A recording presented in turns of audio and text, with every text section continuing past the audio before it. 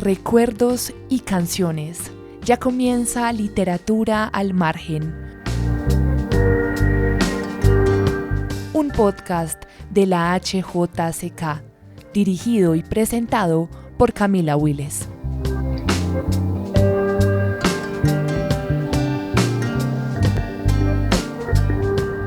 Leer a Luis Miguel Rivas es muy similar a comerse una trufita de chocolate. Uno sabe que le espera algo en lo que el placer será el protagonista, pero no sabe en qué mordisco sucederá. La literatura de Rivas, atravesada por el lenguaje del barrio, de Medellín, tiene la consideración de un narrador que, pese a que no lo ve todo, siempre está abierto para el lector. No es un espejo, sin embargo. Una ciudad que parece estancada en el tiempo y que escupe los últimos resquicios donde habita la ternura, la amistad y la belleza. En esta conversación con Luis Miguel, él en Buenos Aires y yo en Bogotá, conversamos sobre la poesía y sobre el amor, sobre esa fuerza demoledora que es la de escribir y sobre todo, sobre los amigos. Bienvenidos.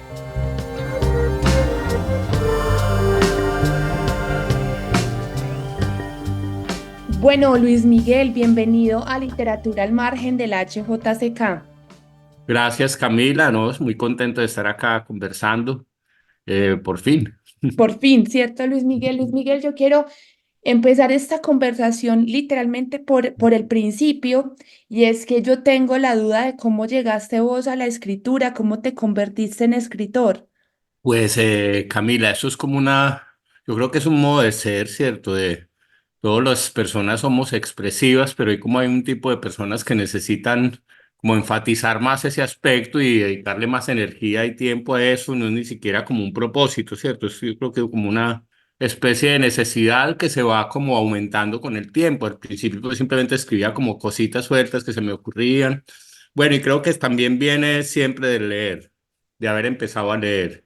El leer da primero esa motivación, ese universo y la idea de que que es posible tratar de expresar lo que uno tiene adentro a través de las palabras. Se lo demuestran pues los maestros que uno lee a veces y que lo dejan deslumbrado y uno dice, pues qué maravilla, yo quisiera hacer algo, si no así, por lo menos hacer lo mío con mis palabras. Entonces creo que más o menos fue por ese lado el proceso.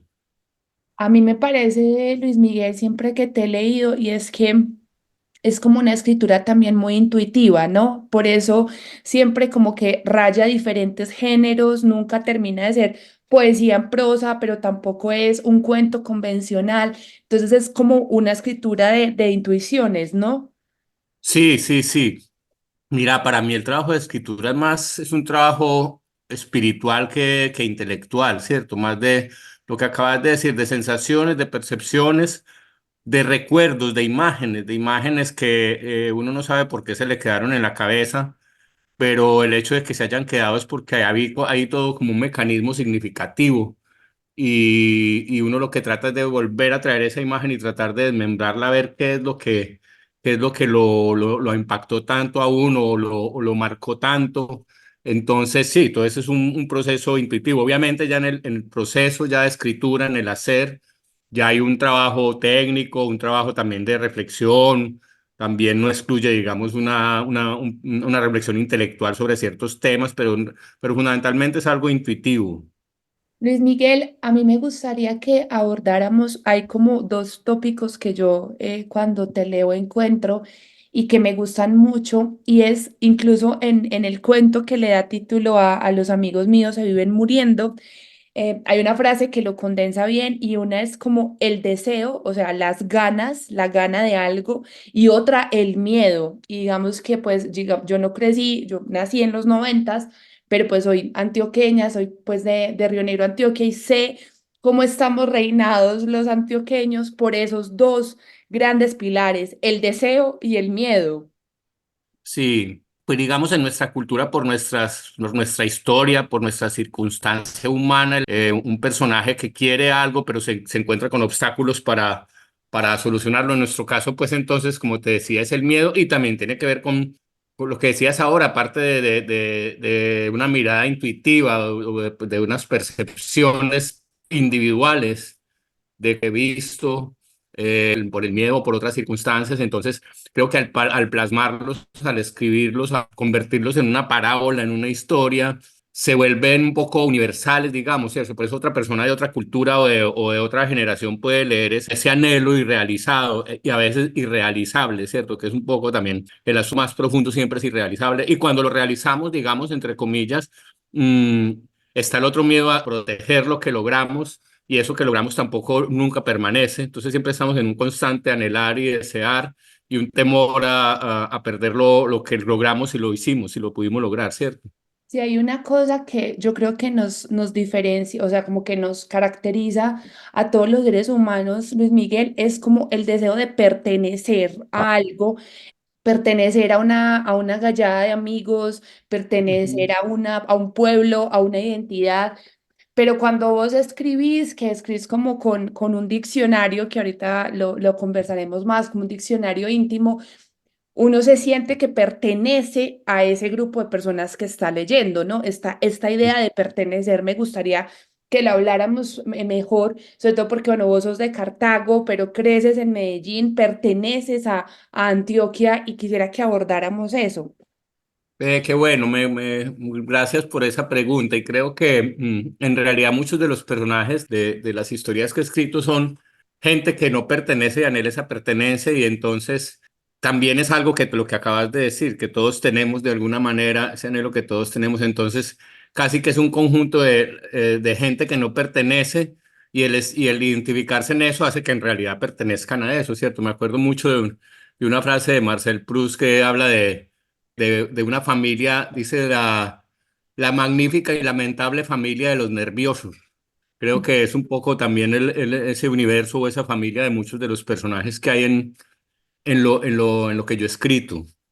A mí me parece, digamos, cuando yo te leo, me acuerdo que leí por primera vez un parrafito tuyo que alguien puso alguna vez en redes que decía que se quería subir a la copa de un árbol y gritar muchas veces, hijo de puta, hijo de puta, hijo de puta, y estallar en aleluyas. Y a mí me encantó porque está lleno de palabras que para mí significan muchas cosas. Por ejemplo, aleluyas, sé lo que significan las aleluyas, pero en el resto del país y sé que el mundo, pues las aleluyas no significan lo que para nosotros.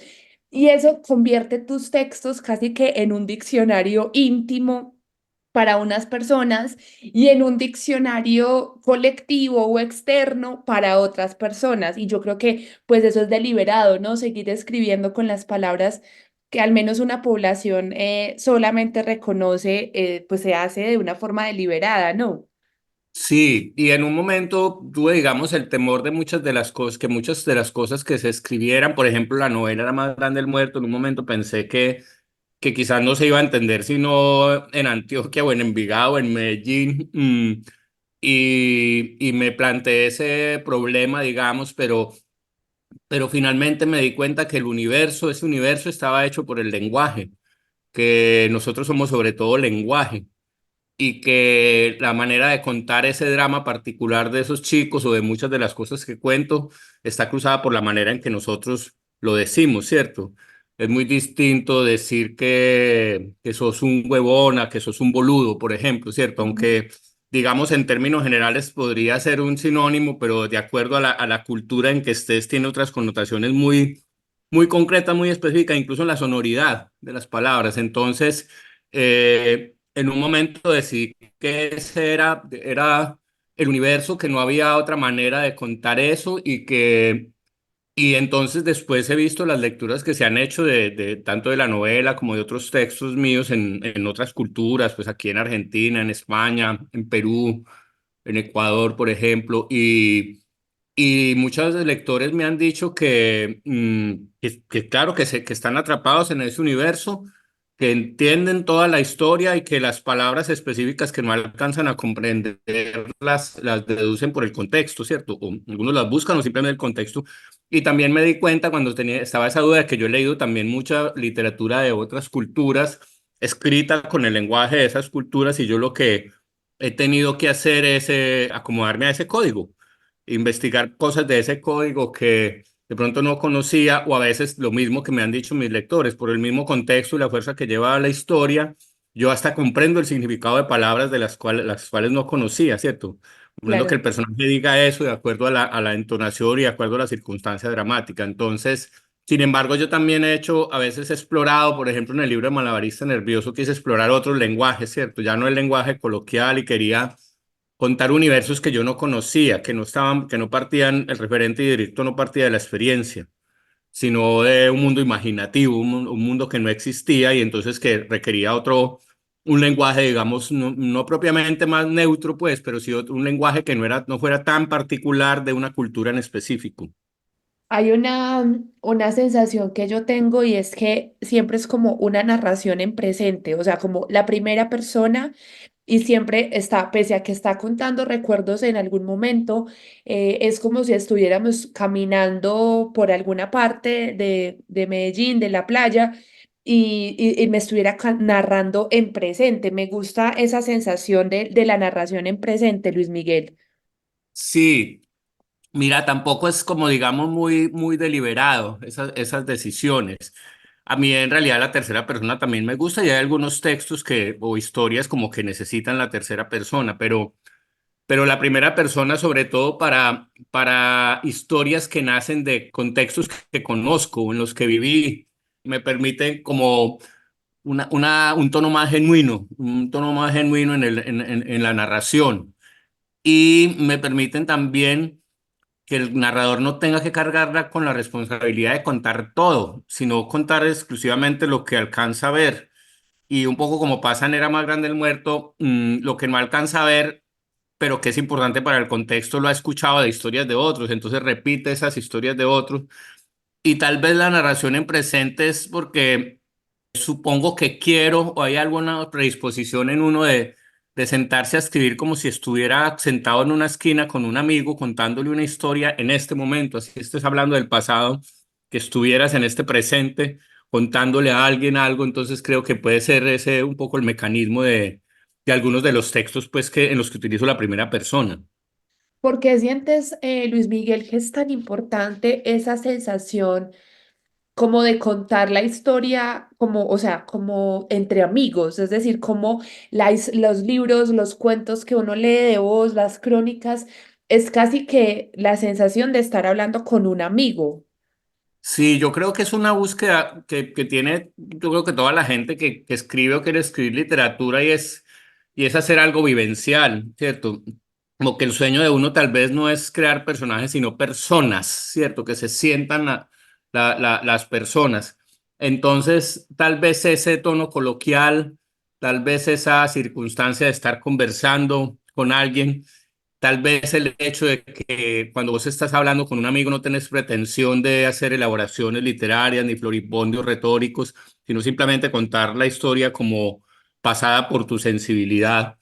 Entonces creo que tal vez es eso, ese deseo de también de agarrar al lector, pues, y ese poco la frase manida de García Márquez que escribo para que mis amigos me quieran más, un poco eso, para que estén con uno, para que no se vayan, para que mientras uno está hablando sigan ahí al lado de uno escuchándolo, atrapados y que de esa manera lo quieran. Creo que es eso también tiene que ver, ¿sí?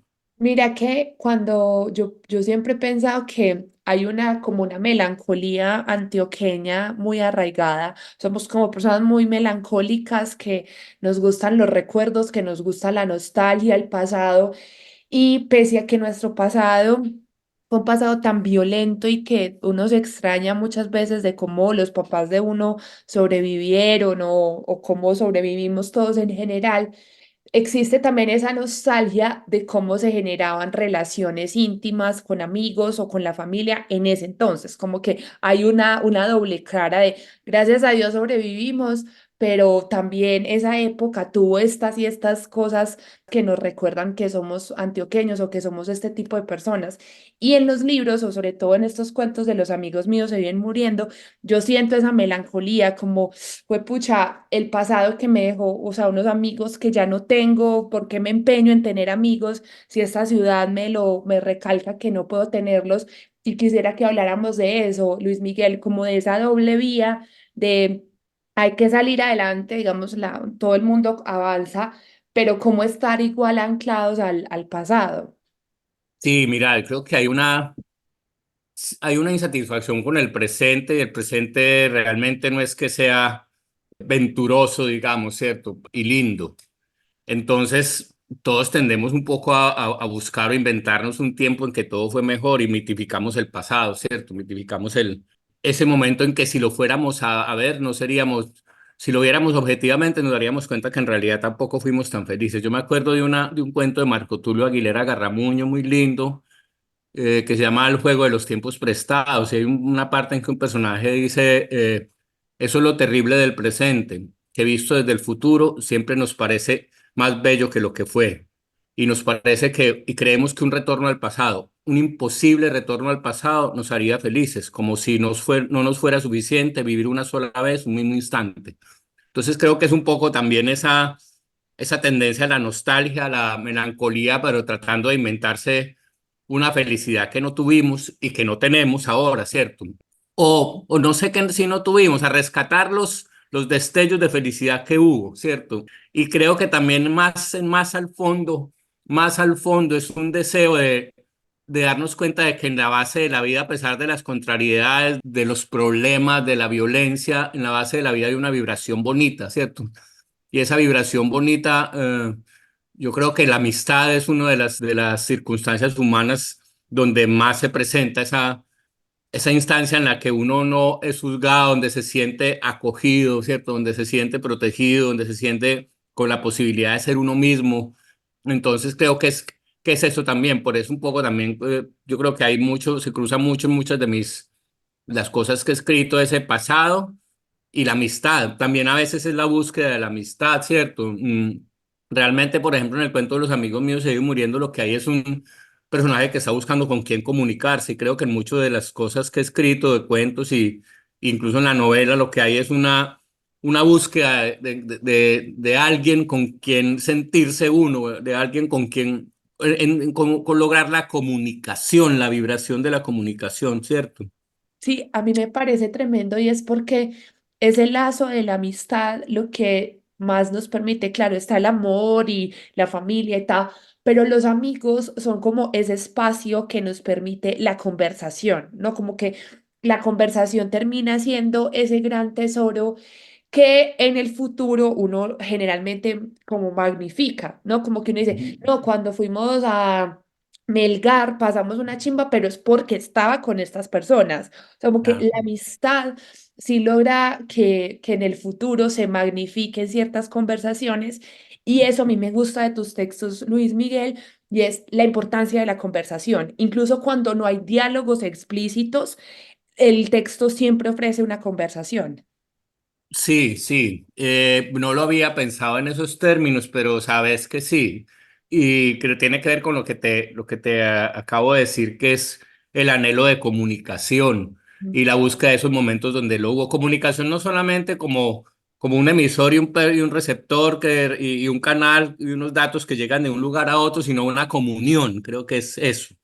Esa cosa casi mística que es la comunión, sentirse uno menos solo en el mundo, que el amor sentimental a veces lo genera en momentos, pero el amor está siempre acechado por el temor a perder, ¿cierto? Y por los celos y por estas otras cosas, por la posesión, ¿cierto? En cambio, la amistad como está en general desprovista de eso, entonces creo que es un sentimiento de comunión más liviano y más desinteresado si quisiéramos, pues en términos generales, obviamente hay tipos de amistades también tóxicas y todo esto que hoy se está, de lo que se está hablando, pues que antes ni se hablaba, ¿cierto? Sí, es tremendo como, como también una cápsula del tiempo de pensar como este tipo de amistades todavía existen, no es más de que amistades, este tipo de comunicación en el que estamos en un parque hablando, tomando roncito o haciendo cualquier cosa y todo este mundo moderno, digamos, que involucra celulares y que involucra aplicaciones, ocurre muy al margen de lo que pasa dentro de tus textos, o sea, ocurre más unas relaciones analógicas. Ajá, sí. Creo que tiene que ver también, pues, por mi generación, por mi edad, por el mundo que me tocó vivir. Sin embargo, últimamente he tratado de explorar también ese tipo de comunicaciones a través de la tecnología, ¿cierto? En Malabarista Nervioso hay un cuento en el que un poco traté de explorar cómo era la comunicación entre unos jóvenes que están en la pandemia y cómo gente que nació, digamos, en una pandemia imaginaria que duró muchos años y sus relaciones interpersonales siempre estuvieron cruzadas por el computador o por la pantalla, ¿cierto? Y cómo en el momento en que hay una posibilidad de contacto físico ya hay una aversión o hay una grieta o hay un ruido ahí. Pero lo que también me he dado cuenta explorando esos temas es que independientemente del medio que se use para comunicarse, hay un sentimiento humano que siempre está ahí, ¿cierto? Que está, y una relación amorosa, sea presencial o sea virtual, hay un primer sentimiento que es esa necesidad de ser amado, que creo que eso es humano, intemporal, ¿cierto?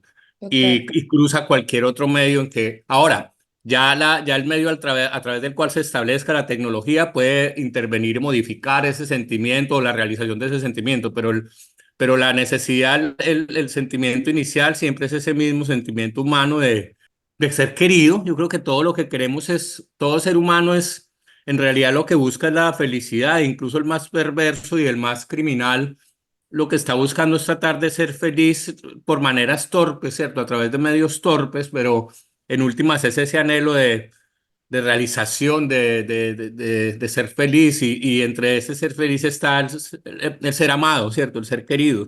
Luis Miguel, ¿cómo los textos te sirven a vos de pronto de espejos? Es decir, a pesar de que vives en Buenos Aires y no estás acá, los textos también terminan siendo a veces muchos espejos en las paredes.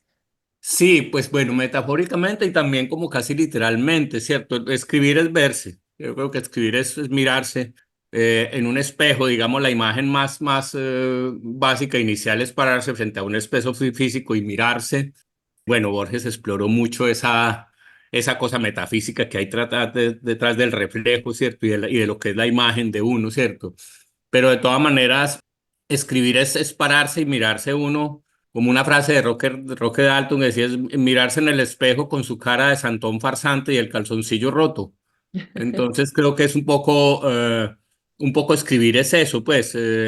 Entonces sí, está ese espejo y creo que y cuando uno logra verse un fragmento de uno, porque uno no se logra ver completamente, porque la mente de uno es como un ojo que está mirando siempre afuera, pero no se puede ver a sí mismo. Pero en algunos momentos de lucidez, y ahí volvemos al asunto de la intuición, que eso no es intelectual, en algún momento intuitivo, eso lo generan los poetas, tienen mucho a veces esas ráfagas de lucidez. Logras ver la mente, ¿cierto? O sea, logras ver como algo de la esencia que hay en vos y si logras atrapar esos con palabras y decirlo, cuando el lector lo ve, se siente descubierto también él, que alguien hizo un trabajo que él no podía hacer, no tenía tiempo de hacer, no era capaz de hacer y por eso uno agradece tanto cuando lee a ciertos escritores y dice, wow, pues este me dijo a mí, ¿cierto? O algo así. Sí, es como una sensación de intrusión, como, uy, se me metió en la cabeza o en el pensamiento. Y a veces me pregunto, y pues te lo pregunto a ti aprovechando, y es si eso a veces duele, es decir, como escribir confrontado con el mismo lenguaje que te pertenece, que te identifica, a veces duele.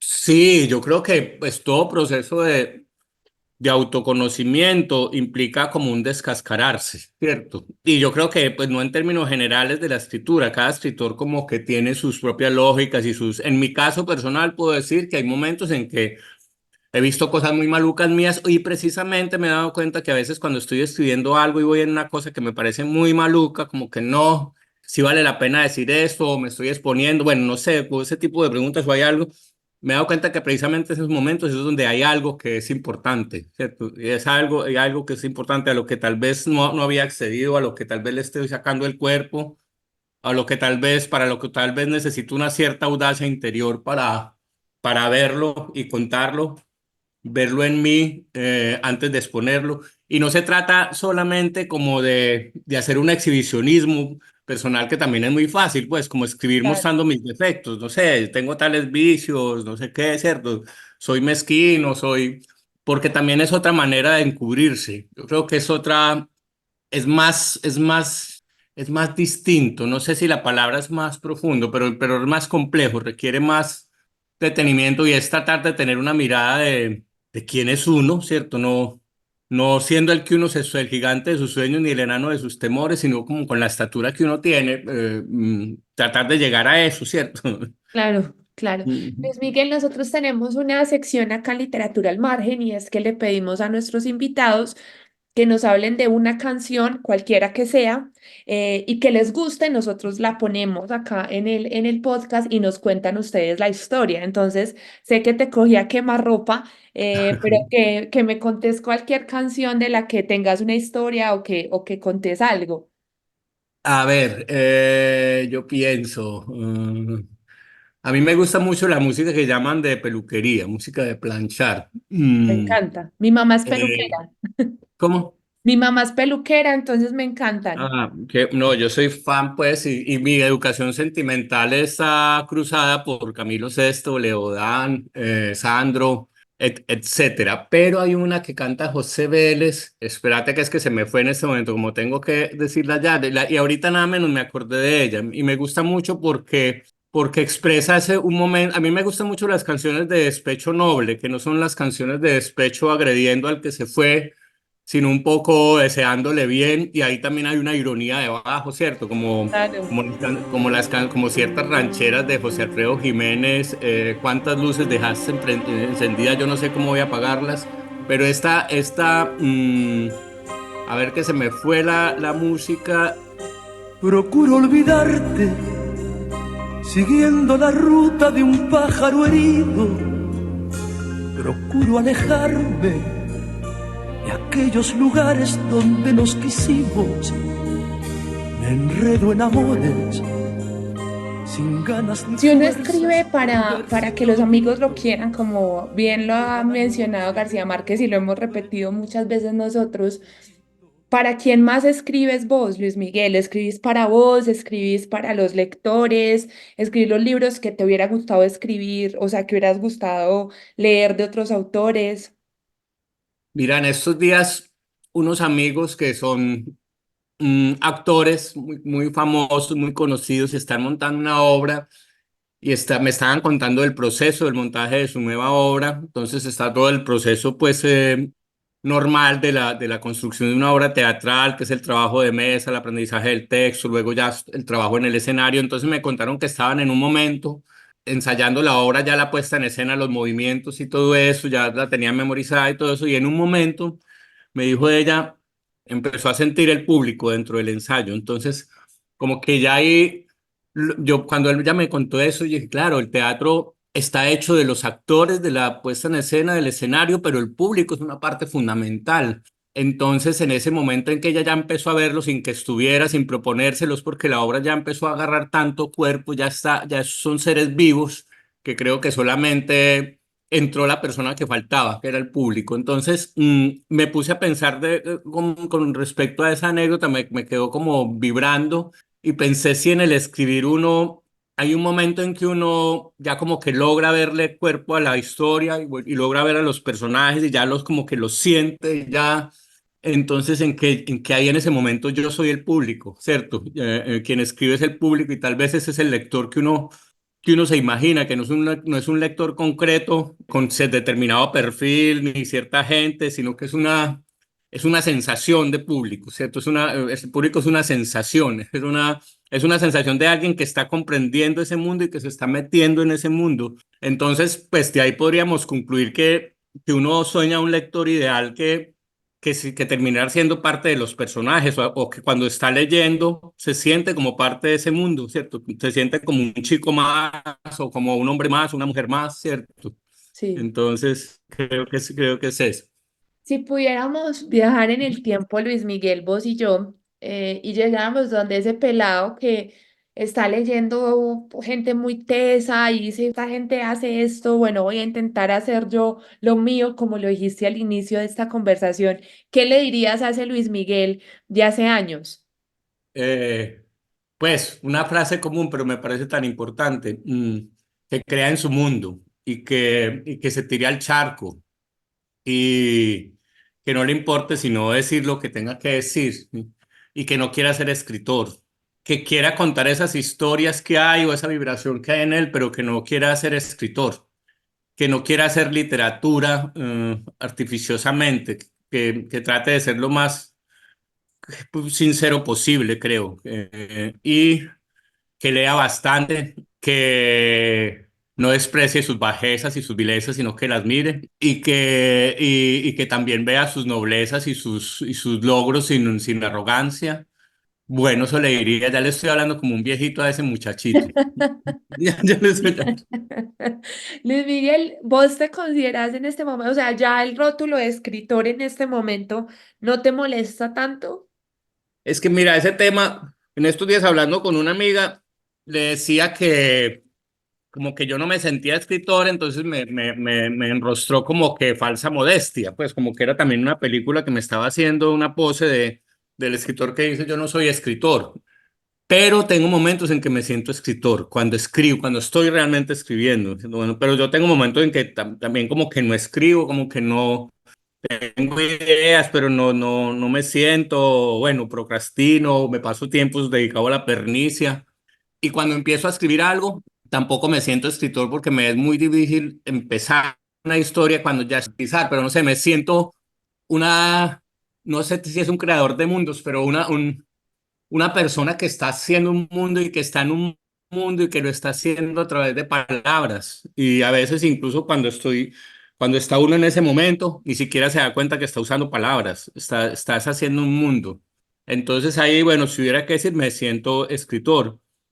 Obviamente ya antes me daba mucha vergüenza utilizar como la palabra, además también es una cosa también ahí sí de falsa modestia y o de una arrogancia a la inversa, de que no, una manera también de uno subvalorarse, pero en realidad también digo, no, soy escritor a mi manera, pues soy el escritor que soy. ¿Por qué? Porque he publicado, porque todavía escribo, porque sigo escribiendo y porque me gustan los mundos sutiles, ingrávidos y gentiles como pompas de jabón, ¿cierto? Luis Miguel, pues nada, me quedas debiendo el nombre de la canción que me lo puedes mandar y te agradezco mucho por estar aquí en este espacio conmigo y en la HJCK. Muy buena la conversadita. Muchas gracias, Luis Miguel, un abrazo.